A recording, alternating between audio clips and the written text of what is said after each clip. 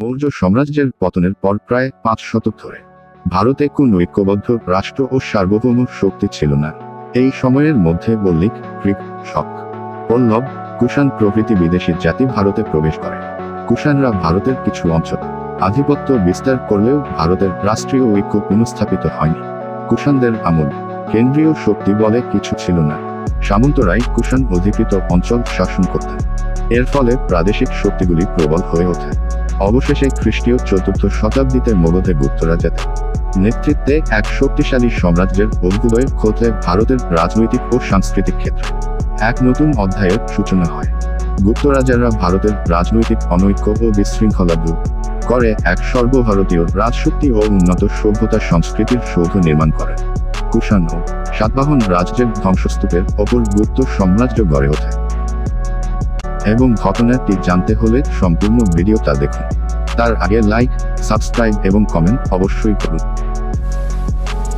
গুপ্ত বংশের উৎপত্তি সম্পর্কে বিশেষ কিছু জানা যায় না। অনেকের মতে গুপ্ত সম্রাটদের কোন পূর্বপুরুষ কুষাণ সম্রাটদের অধীনে কর্মচারী ছিলেন। সমসাময়িক লিপি ও পরিব্রাজক হিত সিং এর বিবরণী থেকে জানা যায় যে নালন্দার পূর্ব দিকে শ্রীগুপ্ত নামে এক রাজার রাজত্ব করতেন। সম্ভবত তিনি ও তার পুত্র ঘটোৎকচ বাংলাদেশের ও মগধের এক অঞ্চলের রাজা ছিলেন এবং তারা দুজনেই মহারাজা উপাধি ধারণ করেছিলেন। তারা দুজনে 270 থেকে 320 খ্রিস্টাব্দ পর্যন্ত রাজত্ব করেন। গুপ্ত রাজাদের শক্তির উৎস ছিল ঘোড়া। কুষাণদের কাছ থেকেই গুপ্তরাজারা অশ্ববাহিনীকে দক্ষতার সঙ্গে যুদ্ধে ব্যবহার করতে শিখেছিল। এছাড়া গাঙ্গেয় উপত্যকার উর্বর ভূমিতে উৎপাদিত বিশাল কৃষি সম্পদ গুপ্তদের অর্থনৈতিক সমৃদ্ধির সহায়ক হয়েছিল। মধ্যভারতে ও বিহারের লৌহখনিগুলিও গুপ্তদের অর্থনৈতিক সমৃদ্ধির অপর কারণ। প্রথম চন্দ্রগুপ্ত 320 থেকে 335 খ্রিস্টাব্দ গুপ্ত বংশের প্রথম স্বাধীন ও সার্বভৌম রাজা ছিলেন ঘটোৎকচ এর পুত্র প্রথম চন্দ্রগুপ্ত। তার সময় থেকে গুপ্ত বংশের এক নতুন অধ্যায়ের সূচনা হয়। প্রথম চন্দ্রগুপ্তের সময় থেকে গুপ্ত বংশের সাম্রাজ্য বিস্তার শুরু হয়। তিনি মহারাজাধিরাজ উপাধি গ্রহণ করেন। তার রাজধানী ছিল পাটলিপুত্র। প্রথম চন্দ্রগুপ্তকে গুপ্ত সাম্রাজ্যের যথার্থ প্রতিষ্ঠাতা বলা যায়। তিনি বৈশালীর লিচ্ছবির রাজকন্যা কুমারদেবীকে বিবাহ করে গুপ্ত সাম্রাজ্যের শক্তি বৃদ্ধি করেন। ডক্টর গয়াল বলেছেন যে এই বৈবাহিক সূত্রের ফলে গুপ্তরা দক্ষিণ বিহারের মূল্যবান লোহার খনিগুলি লাভ করেছিলেন। এই সম্পদ লাভের ফলে গুপ্তরা উত্তর ভারতে বৃহত্তম শক্তিতে রূপান্তরিত হন। চন্দ্রগুপ্ত সমগ্র বিহার, বাংলার কিছু অংশ ও উত্তরপ্রদেশে আধিপত্য বিস্তার করেন। তিনি গুপ্তাব্দ গণনার প্রচলন করেন। সমুদ্রগুপ্ত ছিলেন চন্দ্রগুপ্তের লিচ্ছবি মহিষী কুমারদেবীর পুত্র। চন্দ্রগুপ্ত সমুদ্রগুপ্তকে সিংহাসনের উত্তরাধিকারী হিসাবে মনোনীত করেছেন। সমুদ্রগুপ্ত 340 থেকে 380 খ্রিস্টাব্দ পর্যন্ত রাজত্ব করেন।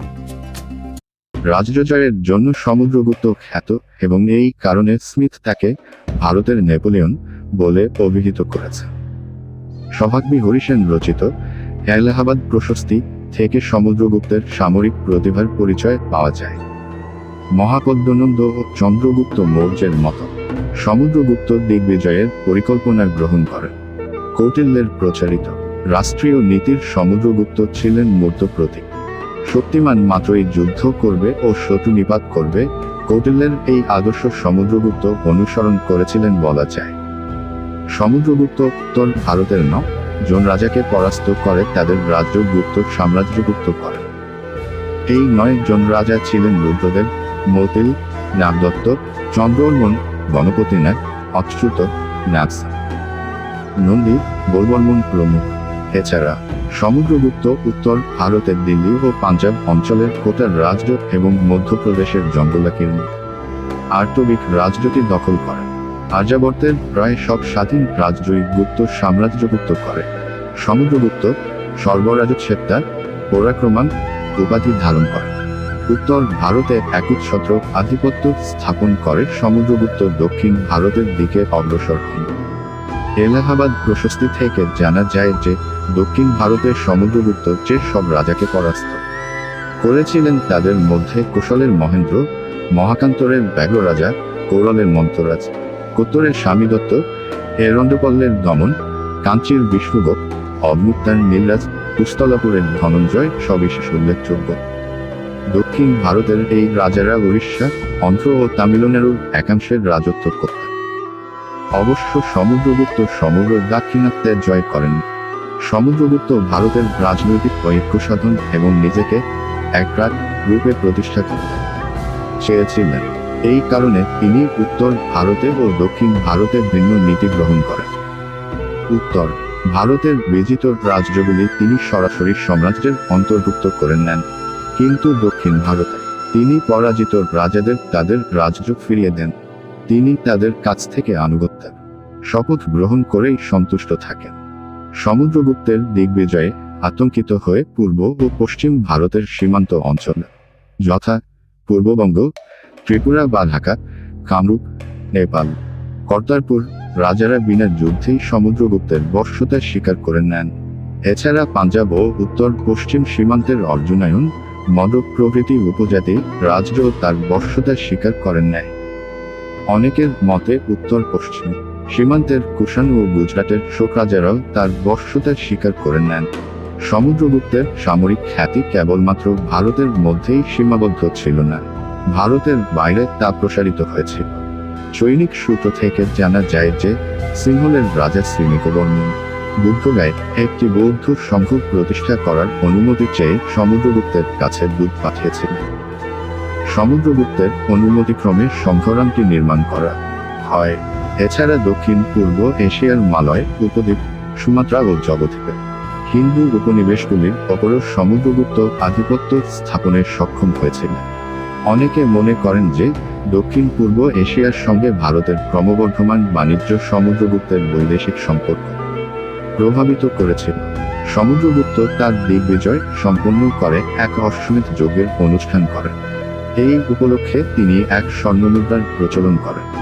ডক্টর রমেশচন্দ্র মজুমদার এর মতে কাশ্মীর, পশ্চিম পাঞ্জাব, পশ্চিম রাজপুতানা, সিন্ধু, গুজরাট ছাড়া প্রায় সমস্ত উত্তর ভারত সমুদ্রগুপ্তের সাম্রাজ্যভুক্ত ছিল।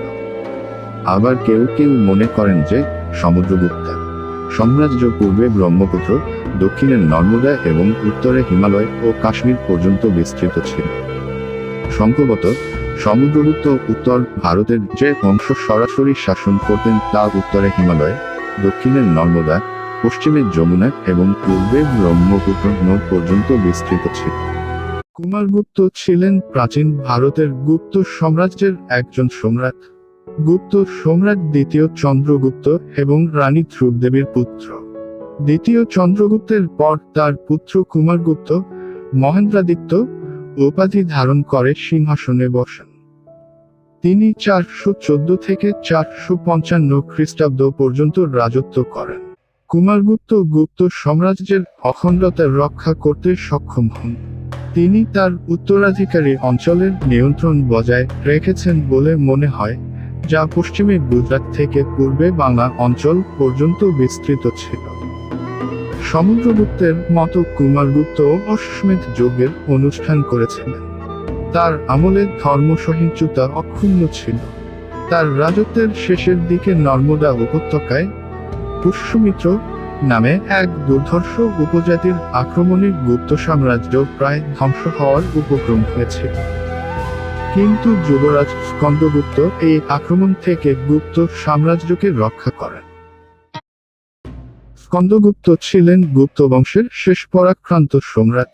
সিংহাসন আরোহণ করার পূর্বে পিতা কুমারগুপ্ত রাজত্বের শেষের দিকে নর্মদা উপত্যকায় পুষ্যমিত্র নামে এক দুর্ধর্ষ উপজাতির আক্রমণে গুপ্ত সাম্রাজ্য প্রায় ধ্বংস হওয়ার উপক্রম হয়েছিল। কিন্তু যুবরাজ স্কন্দগুপ্ত এই আক্রমণ থেকে গুপ্ত সাম্রাজ্যকে রক্ষা করেন।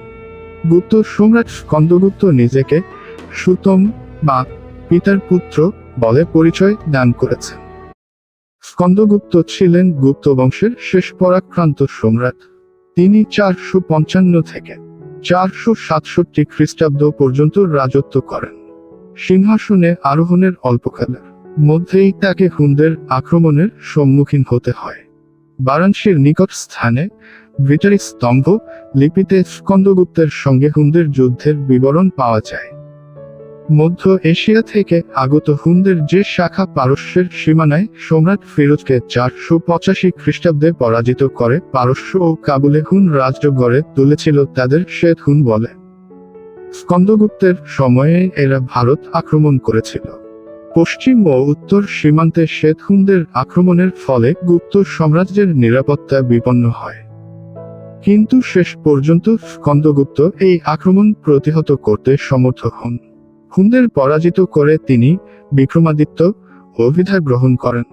এরপর 50 বছরের মধ্যে আর হুন আক্রমণ হয়নি।